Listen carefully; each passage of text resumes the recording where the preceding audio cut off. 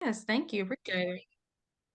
All right, so we are joined by the one and only Maisie Brown, senior at Jackson State University, at just 21 years old, graduate of Murrah High School, local advocate.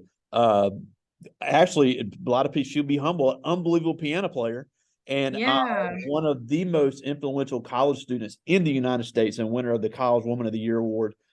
Just been such a huge advocate for social change here in Mississippi. And we just got through watching your TED Talk from 2016 when you were still in high Oh, school. So, I was about to say it was a long time ago.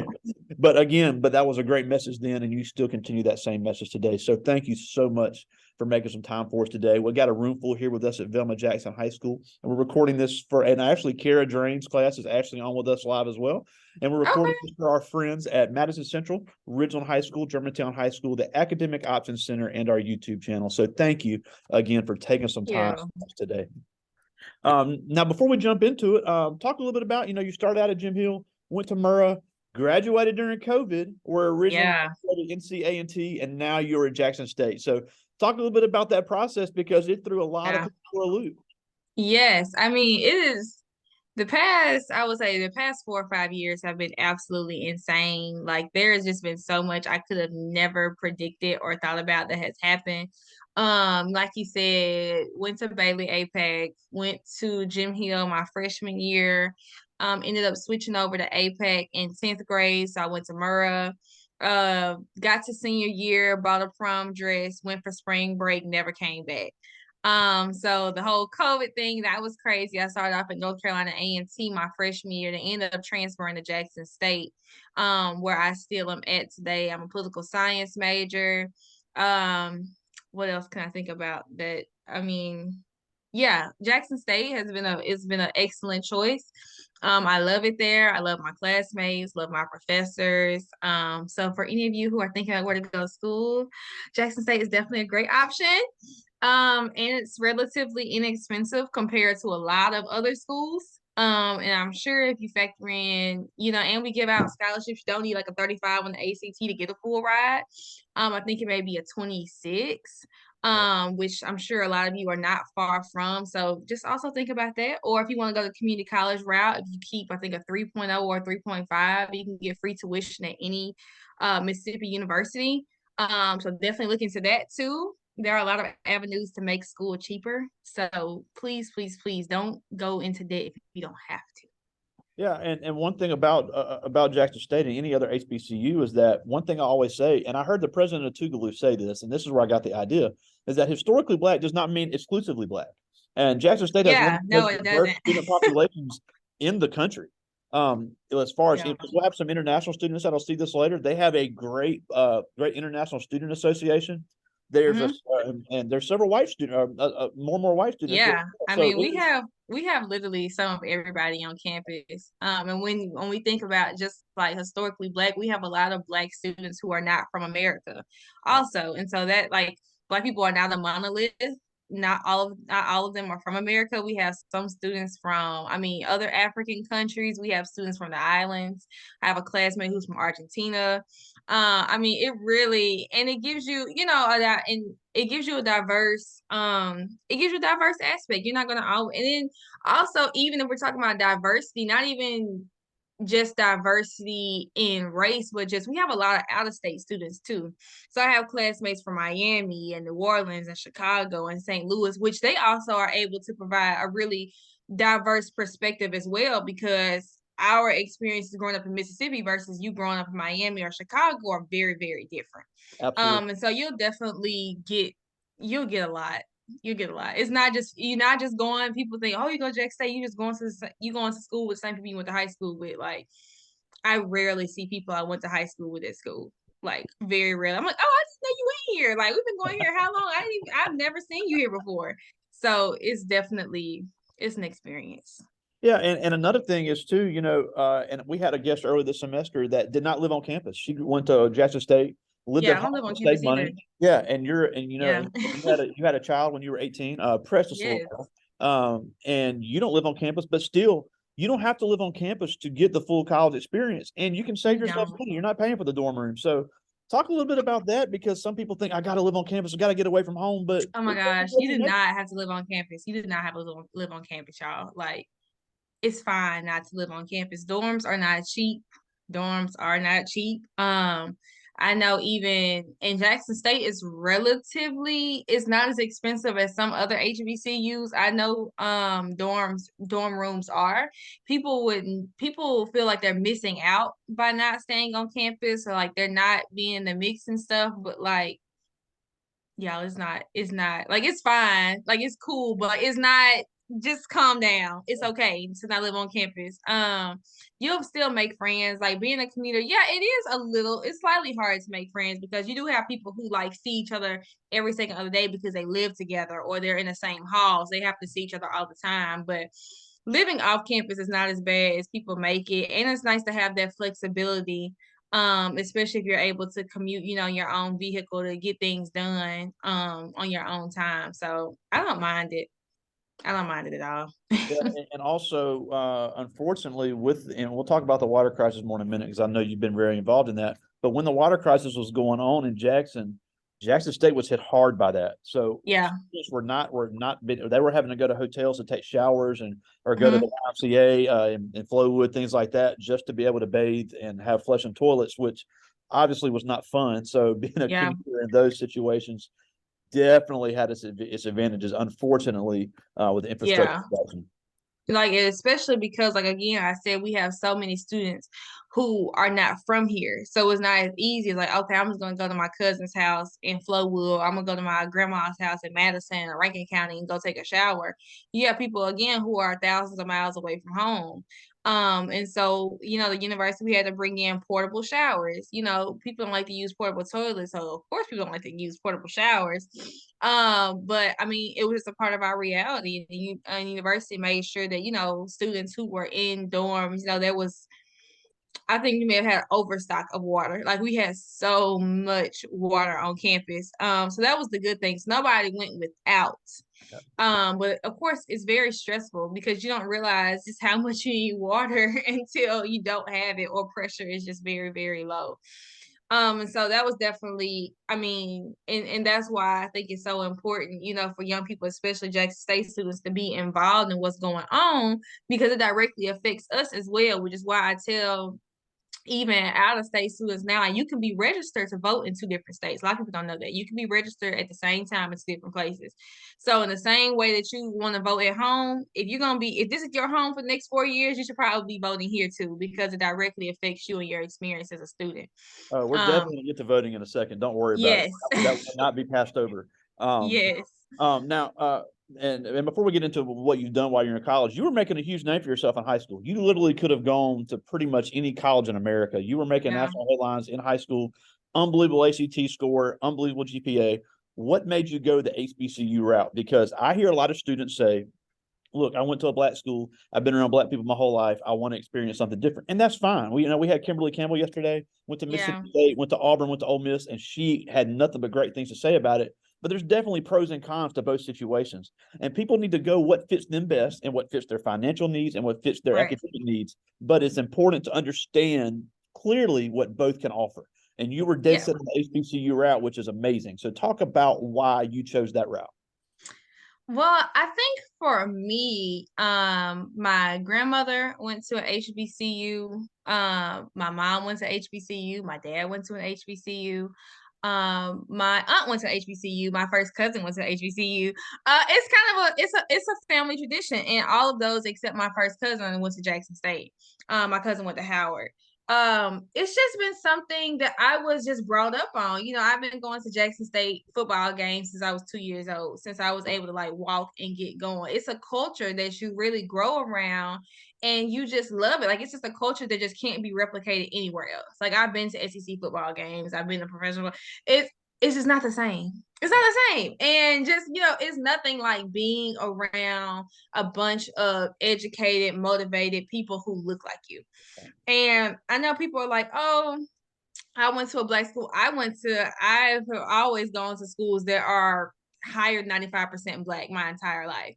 And you have you have a very long time to live in this country being a minority and not necessarily having a safe space and facing different types of issues.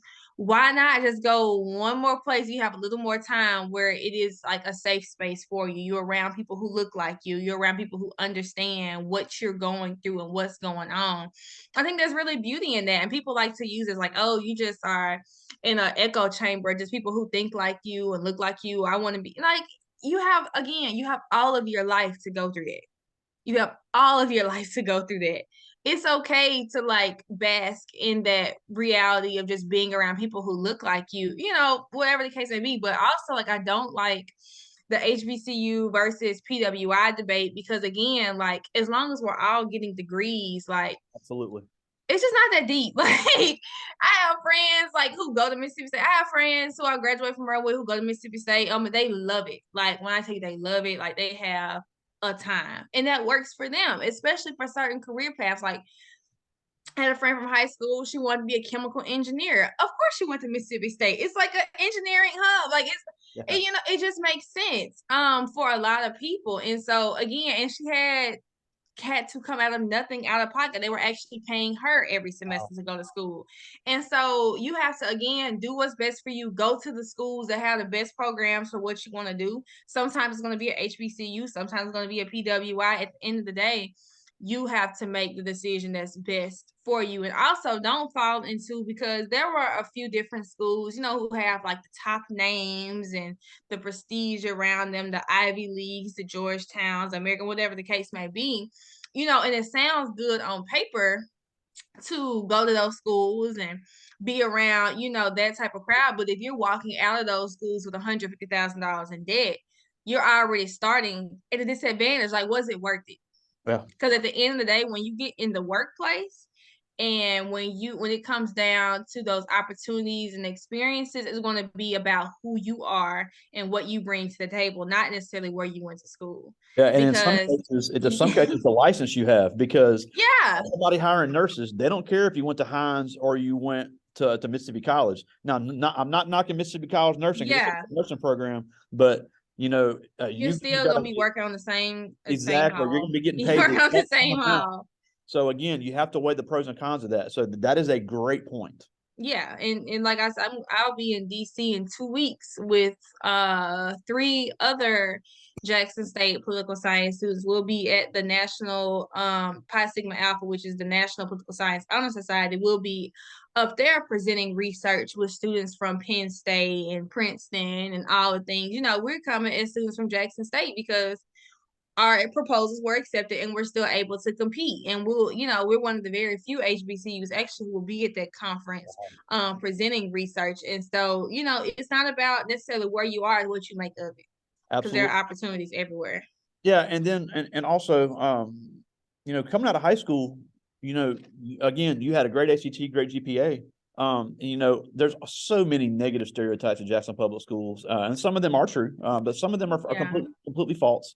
And you know, and I've said this 1,000 times. I know you get sick of me talking about it. I started out in JPS, and your father was actually the one that gave me my start. So I'm always indebted to your dad for that, and it was a great experience for Right. me. And we've talked, I mean, you know, and we talked about, you know, the reasons I transitioned had nothing to do with the things people think.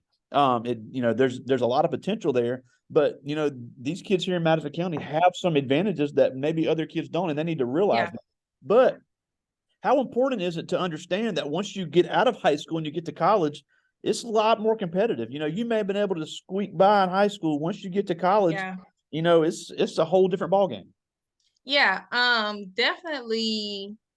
I don't even remember my ACT. I guess a 30 on the ACT. I'm looking at this thing Wow. that says 30 plus, so I guess a 30 on the ACT. I don't remember my GPA, y'all. After, like, I promise, once you graduate, all that stuff don't even matter anymore. It doesn't, like, once you get your scholarship, you get enrolled in school, all that, like, everybody taking intro to biology. Like, it's just one of those things, you know, unless you took like dual enrollment or whatever. Um, don't get too caught up in the statistics in high school, like what's your GPA. Of course, it's like cool to be valedictorian and have like the high honors. Of course, that's cool, especially if it helps you get to the college that you want to get to. But when you get to college, you're gonna be around a lot of people. You're gonna be around a lot of other valedictorians.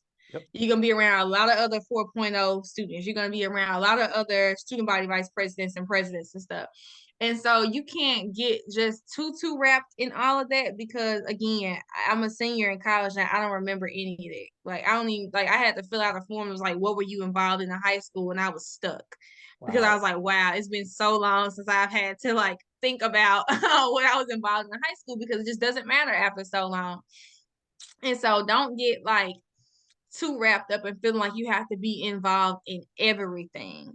Because one thing about trying to be involved in everything is you're gonna lack in something because you're spreading yourself so thin. So really just focus on what you're good at. Like people feel they have to be a part of every organization. It's gonna be people like this in college. Trust, it's gonna be people like this in college who feel like they need to be a part of every organization, they need to be president of every club, they need to do this, they need to pledge this, they need to do that. Like you end up spreading yourself so thin and trying to dip your toe in so many things that you're going to really lack in certain areas and it's going to show and it's not going to be good.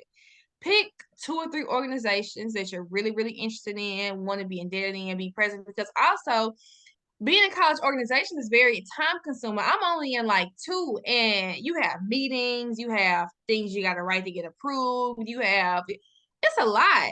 Yeah, and you have to pay dues for those organizations. You have events that you're putting together. You have a fundraise for. It's a lot. It needs to Don't be stress your. done. I agree. It needs to be done, but doing too many can be Yeah, doing too many, you're stressing yourself out. Again, after you graduate from college, after a year or two, none of that's gonna matter either. So like make sure that you're taking the time to be involved in what you want to be involved in, but also like prioritizing enjoying your experience as well because college is it's a very unique experience. You won't get it back when yeah. it's gone. So make sure that you're appreciating it for what it is as well. Yeah, and along those lines, especially if you went to a smaller school or you're kind of a more reserved person, getting Yeah. involved in student organizations can get your name out there and get you networking in your field. It can get you those Yeah. internships because, yeah, the grades and the GPA, the degree is important, but they want people that have some familiarity with the field you're going Mm-hmm. into. So I agree 100%. Exactly. Now, obviously, we've got to talk about some of the things you've done in recent years. Summer 2020, right after the George Floyd incident, you organized the Black Lives Matter protest here in Jackson, which was the largest protest of any sort since the 1960s in Mississippi. And I don't even think you expected it to take off like it did, and it went off Mm-mm. without a hitch. People of all colors, all beliefs were saying, "Look, this is the way protests should be done." It was, there was no violence, there was no Yeah. fighting, there was no shooting. It was well organized, very peaceful, and people from all walks of life really came Mm-hmm. to part in that. So, talk a little bit about how that came about, and what happened with it, and what inspired you to take the lead on it. Yes. I mean, I think that we all I was yeah, y'all were like at least freshmen in high school when that happened, or maybe, getting out of middle school. But I think that George Floyd is a case that everybody's familiar with. That everybody saw on TV, or if you didn't see it on TV, you saw it on your phone, on Instagram, Facebook, whatever the case may be. And it really upset a lot of people. And it's not like in America we're not used to kind of police brutality happening at this point, unfortunately. But it was just something about that video that's really triggered a lot of people. And along with that, I was reading an article somebody wrote the other day. I'm doing some research around the success of not the civil rights movement, the success of the Black Lives Matter movement and translating that into the environmental justice space. But COVID gave a lot of us time that we don't normally have. Absolutely. And so when people have like a little, how when you have like an idle mind, devil's workshop, as they say, in this case, an idle mind was like, oh, I really have like, why isn't anybody doing anything about this? Like, I have time to sit here and think about what's going on. I have time to absorb this. Like, what in the world is going on? And so a lot of people were more energized and upset than they normally are. And so it was the perfect time to really strike that energy that people want to be involved with. And so I mean it happened. I texted a couple of a couple of the co-organizers who are also in college. I'm like, hey, I have this idea. I think we should do this. And they're like, okay, cool. I texted one of my mentors. I'm like, I had this idea. I really need some help putting it together. She's like, you have my office space. Do what you need to do. And within a week of organizing that, and posting it on social media, it really took a life of its own. People were reposting the flyers, and this is what I'm be doing on Saturday. Y'all join me. We had people drive from like Starkville and the coast, and all the people who just wanted to be involved and make a statement. And so we did that. We had our list of demands. Number one on the list of demands was the removal of the Confederate emblem from the state flag and Confederate monuments. We still work on the monuments. That's a whole other thing we got to work on this year. But with the pressure of the protest, you had different college coaches and players coming out saying, well, this is what we're not doing if the flag isn't changed. With all of that pressure, especially economic pressure, along with the protest, the legislature went into special session to vote to remove that Confederate emblem. And so that was a really powerful moment. A lot of press, a lot of attention was put on Mississippi and say, how do these young people get so many people out? It was hot in the midst, the height of the pandemic. There was no vaccine then. There was no, like, we were just straight masks and prayers at that point, and people still showed up. And so that was really, really incredible to see. Yeah, and my friend John Lasseter was one of the ones that spearheaded that letter to the NCAA that did, and he's Yeah. going to do this later this semester. But Uh-huh. what the NCAA basically said was, what they said the NCAA is that no postseason events, which included baseball, Mm-hmm. could be held in the state until the flag was changed, and that really spearheaded it. And he laughed about, it took 100-something years, but in 17 days we did something. Just we threatened Exactly. baseball. So that was a great moment in the state. And then recently, you've been very involved in the water crisis. Yeah. So talk a little bit about that and what all you've done and the reasons you've gotten involved in it. Yeah. So if you grew up in Jackson, around Jackson, had family in Jackson, you got very used to boil water notices happening all the time and having to be stocked up on water and everything. But last year, towards the end of July, early August, we had all the rain, so the water plant had flooded some. It was all that happened, and a lot of people in Jackson had no water or very, very low pressure for weeks. And so again, me and my ideas. I'm like, we're having all of these water drives where people are having to drive and wait in line for, sometimes hours. The lines are miles long. What about the people who don't have cars or who can't get out of the house to actually get these things? And so I texted a couple of friends. My friends are always on deck. I'm just like, y'all, we've got to do some water delivery. Like, there is no way, that everybody in Jackson is getting what they need. And we knew that we only had so about 15 to 20 of us at first, and we knew we couldn't like giving everybody in Water Jackson drive around and do that. But we were like, we really want to center it around people with disabilities or the elderly or people who may not have transportation, everything else to get water delivered to their doorsteps. And so within a couple of days, I had a coalition of about 20, mostly Jackson State students and a couple of other volunteers who were on the ground. We got donations incredibly fast. We were purchasing water. We got a storage unit. Like, all this happened within a couple of weeks. We had people doing shifts of driving. We really formed a coalition of water delivery that was attempting to alleviate, some of the issues where people would normally have access to water. Most of our calls came from either disabled or elderly people who couldn't get out of the house to get or didn't have anybody to bring it for them. And so that went on. It's still going on because Jackson still has boil water notices. Water pressure can still get very low, little to none. Just a few weeks ago, people over Christmas and New Year's didn't have water, especially in the south part of Jackson. And so, the work that we're doing is still not done. The water crisis is still happening. We have a few $100 million coming from the federal government and, from President Biden, doing that work and trying to help with our infrastructure, and our mayor and congressman, really working with Washington to get that money down here.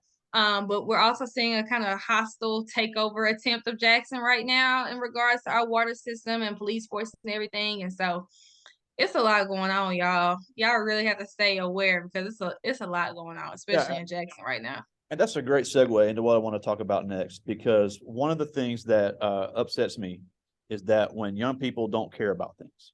Yeah. And me personally, I don't think it's a teacher's place in a public school to tell anybody how they need to vote. However, Yeah. I have a huge problem when people don't vote, Yeah. especially with this being Black History Month. There was a time when Black people could not vote in this state, and Right. people were Medgar Evers was killed because of it. People Hmm. lost their life. People were beaten. People's houses were burned down for fighting for the right to vote, to fight for women to vote. Hispanics in this state also had problem voting. So we'll have some Hispanic Hmm. students that see this later.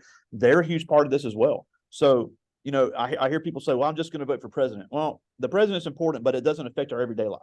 Oh, it Um, doesn't. we have a state election coming up this year, Right. in November. So people that are 18 can register to Young vote. vote. Right. Exactly.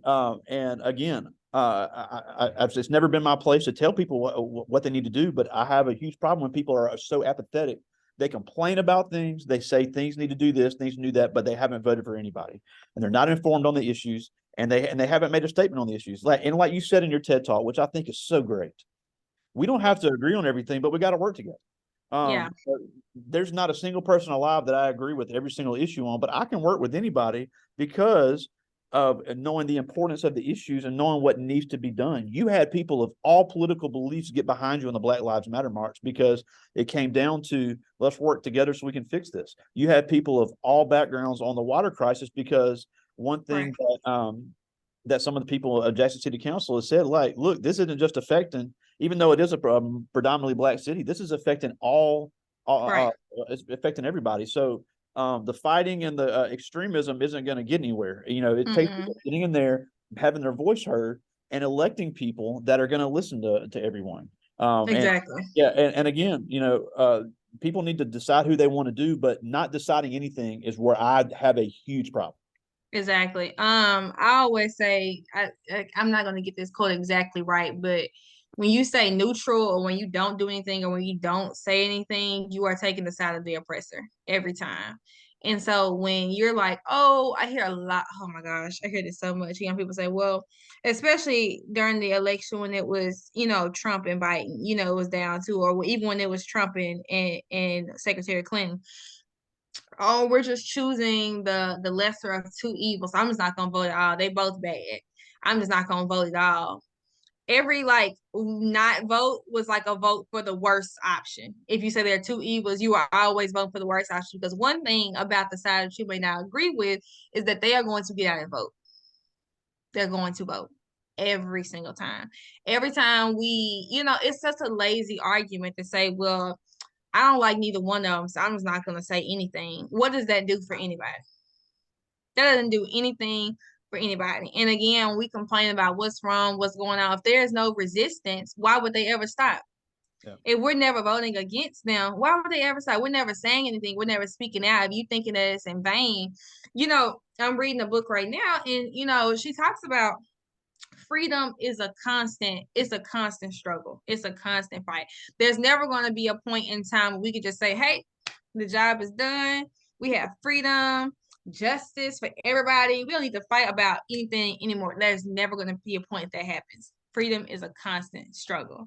And so if you want to be a part of that, if you want to be a part of that resistance, if you want to be a part of pushing back, you have to get out and vote, especially in the elections that are coming up in Mississippi right now. We have a governor's race going on. We have a Hinds County Sheriff's race going on. We have supervisor seats up for grabs. I mean, we have a lot And that that is would be up for Madison County grabs. for us as well. The Madison County seats are coming up. I'm not sure about the sheriff, but I do know the Madison County supervisors are coming up as well. Yeah, all that's coming up. And we just have to be engaged. There are some like Senate seats coming up. I mean, there's just so much that's happening. And I see so many people complaining about the same issues. I'm like, okay, this is your opportunity to like finally get involved. And I encourage you guys to also volunteer on campaigns that are happening. They're going to trust me. Nobody's going to say, no, I don't need any more volunteers.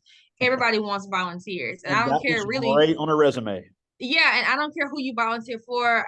Okay, but you need to volunteer on somebody's campaign, especially if you're interested in politics and want to know what's going on.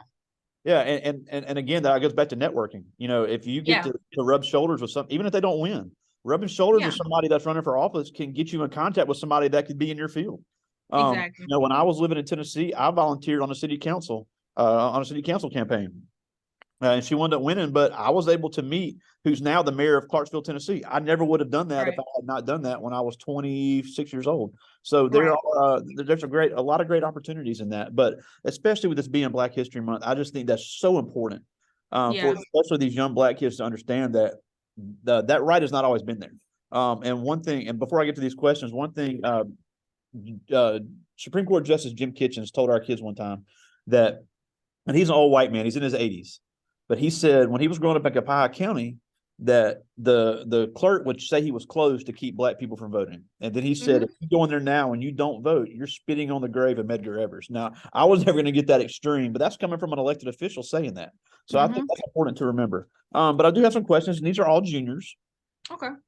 This person is a Narian Mayfield, and he asked, how did your high school experience affect your college choice? Um, I would say, well, first of all, I would say I had a really great high school experience. I had some amazing teachers in high school. Oh, Yeah, I had some amazing teachers in high school, that was a great. who really, really prepared me for college. When you get to college, I know it seems like your teacher's working you hard now. You go, oh, I gotta write this essay, I gotta do this annotated bill, I gotta do. But sometimes you're gonna get to college, and it's gonna be people who don't know how to do any of that, who never had to do it in high school, and they struggle and Yep. it's hard. So I would definitely say my high school experience prepared me. I felt like I could go wherever I wanted to go and be fine. And though it may seem like hard work now, ooh, I can, man, I get assigned a 5-page paper. I can bust that out. And I said, give me an hour and a half. I can bust this out real fast. You got some of my classmates who are like, who are complaining about 250 words. Like, I'm like, we were doing that for bell ringers. Like, Wow. you got to get with it. So I mean, just don't take it for granted. Your teachers are pushing you hard now is because they want to make it easier as you get older, because it's gonna be times you're gonna want to go to the football game, then you want to go to the after party, you're gonna want to go forth, and but you gotta make sure your work done first. So the faster you can work, the quicker you can get to everything else. So just don't take it for granted. But Yeah, the yeah, I time felt very management in prepared. college is so important. This is Yeah. Harmony Williams, and she asked, what inspired you to start being in the public eye? I would say I definitely wanted to be in, when you like get in public service, and like the public eye part comes with that. And so I really just feel like anytime, and John Lewis kind of talked about this before, like anytime you see something wrong, we all have a moral obligation to do something. And so for me, the flag issues will definitely caught my eye when I was about eighth and ninth grade and getting into it that way. And so we're not all going to be inspired by the same things. You may be more passionate about, I don't know, something maybe dealing with animal rights and saying like animals abused, or you may Absolutely. be interested in stuff with climate change and the environment. There are so many different avenues that we may all be inspired by or intrigued by, but it's really just about finding what you care about the most, because not everybody's focus is going to be around police brutality. Not everybody wants to talk about that all the time or study that all the time. There are so many different things that are going on in the world, and you really just have to like choose what interests you most. And so for me, it was really a lot of race relations and about the flag and historical stuff. I was a history major first. So just different things like that inspire me, but it really comes down to what you're interested in, what inspires you. Yeah, I agree. And for all you know, you can bring light to something that people never thought about. So there's Yeah. always that opportunity. Yeah. This is Valeria Chester, and she asked, did you ever imagine or plan you would be able to accomplish so many things and have this many opportunities at such a young age? No, I never thought about any of that. I've always been a pretty outspoken child, but I mean, going up to New York for like Glamour magazine, nothing I ever thought about That was ever so cool. I was so in happy. life. That's awesome. Like meeting Angela Bassett and Jennifer Hudson, like never in life thought about it. Never thought it would happen. But that just goes to show you, when you like really keep your head down and do the work, the opportunities come to you. You don't Absolutely. have to seek them out. I don't, most 90% of the things that I get, besides the application I just put in, 90% of the things that I get or do or recognitions are things that I had nothing to do with. Wow. Nothing to do with. People bring it to you. So that's why it's just so important to just be genuine with what you're doing and have pure intentions, because everything else is just gonna fall in your lap when you work that way. Yeah, I agree because it's not who you know, it's who knows you. Yeah. It's who knows you. Yeah. This is a good question. This is Frederick Johnson, and he asked, you obviously pushed and did a lot for the Black Lives Matter movement. Are you planning on carrying on and promoting the same thing with the Tyree Nichols case? Whew. Oh, y'all trying to get my secrets I'm working on right now. Look, I am interested and outraged by the Tyree Nichols case, but we also have very similar happenings right here in Jackson, Mississippi that happened not too long ago, that I want to address as well. So I encourage you to get involved in spreading awareness around the Tyree Nichols case, but also a lot of this stuff that's happened that we're outraged about that happens on national news also is happening locally. So there is an issue with policing in the country. Memphis is just showing us what's happening all around us. And so I definitely am getting involved in some work with that case, but also I want to kind of advocate and help some families that are dealing with the same thing here in Jackson. They have a little more direct connection too. Yeah, and that was also my former student John Knight was one of those a few years ago. Mm-hmm. Luckily he survived that, but I agree. There is Yeah, a huge problem right now nationwide. It's not just in Memphis or in Jackson. It's going on around the country. This is a exactly. good question. This is Danoa Thompson asked, why did you transfer to Jackson State from NCA&T? It was honestly, so I went to NCAT online again, y'all. I graduated in the midst of COVID, Yeah. so that was a big thing. And then after I had my daughter, it was just much easier for me to be here in Jackson. Yeah, and NCA&T is a great school. Greensboro is a great city.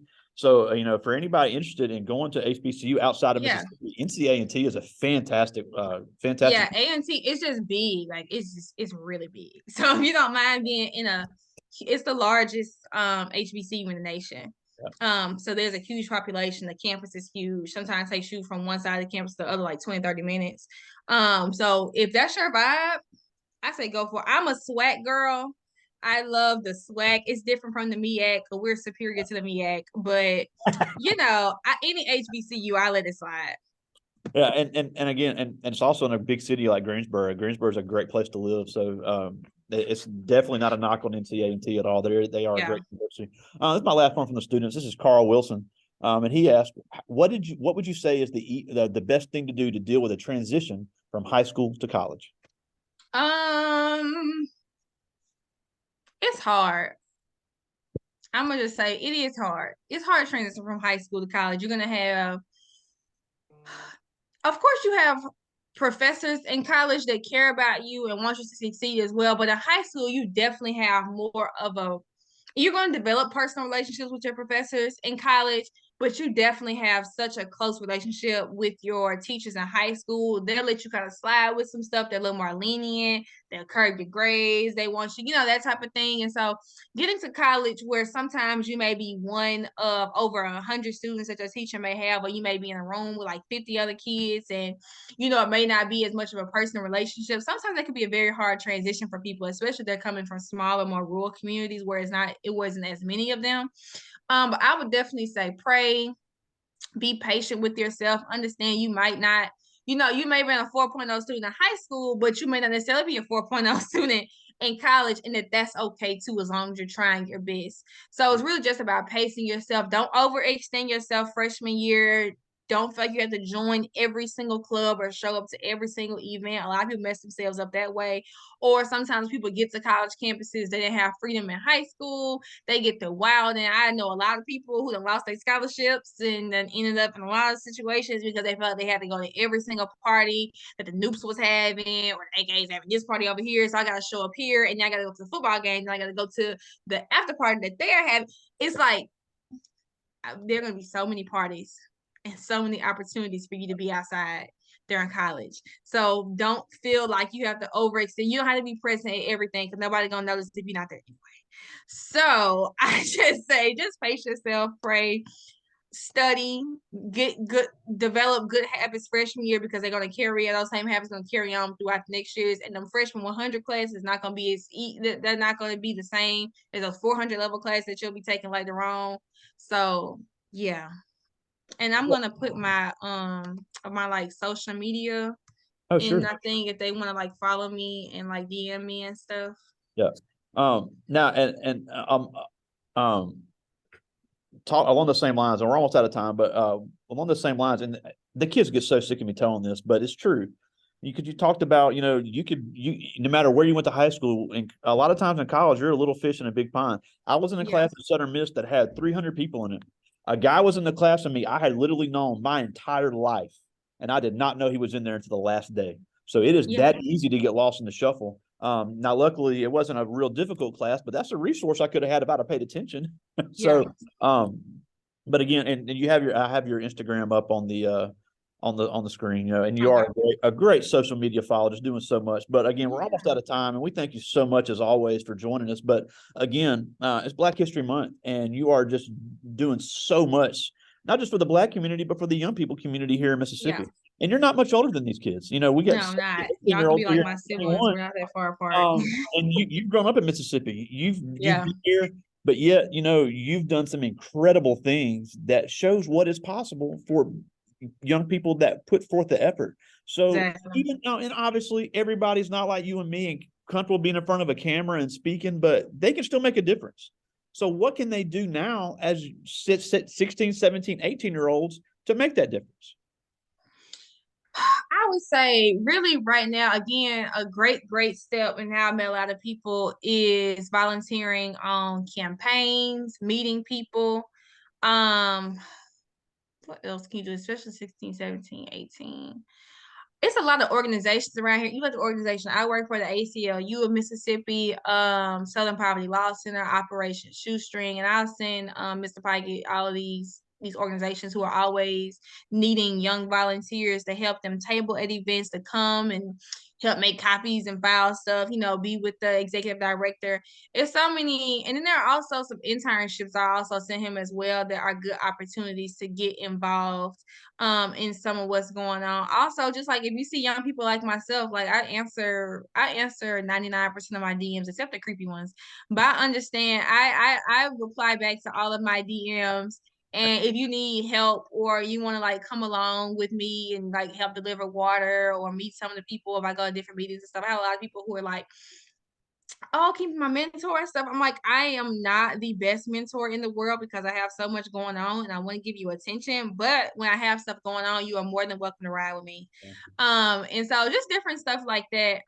Reach out to people, write emails to, different organizations that you're interested in. You literally just put in like civil rights organizations, Mississippi, and like a crap ton of lists will go. And then 9 times out of 10 have a link that you can press to sign up to be on their volunteer list or to, so different stuff like that is just really Or even to easy. create content, for people that are in the tech. These Yeah. places are always needing logos, they're needing graphics, so that could Yeah. be a great way to get some experience as well. Exactly.